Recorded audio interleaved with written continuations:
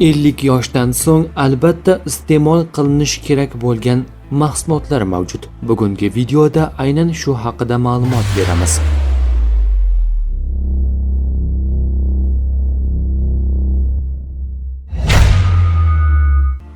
ellik yoshdan so'ng organizmda moddalar almashinuvi sekinlashadi, mushak massasi kamayadi, suyaklar mo'rtlashishi, yurak-qon tomir kasalliklari va qandli diabet xavfi ortishi mumkin.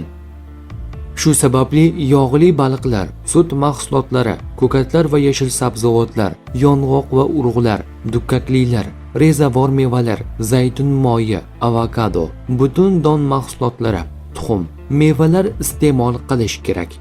Cheklash tavsiya etiladigan narsalar shakarli ichimliklar, juda ko'p shirinlik, qovurilgan va trans yog'li ovqatlar, tuzni ortiqcha iste'mol qilmaslik, qayta ishlangan kolbasa va sosiska mahsulotlardan o'zini tiyish zarur. Muhim tavsiya: 50 yoshdan so'ng faqat ovqatlanish emas, balkim har kuni kamida 30 daqiqa jismoniy faollik, yetarli uyqu va muntazam tibbiy ko'rik ham sog'lom qarishga katta hissa qo'shadi. Oqartirilgan non va shirinliklar o'rniga sabzavotlar, mevalar, oqsilga boy mahsulotlar va butun donlarni ko'proq tanlash foydali bo'ladi.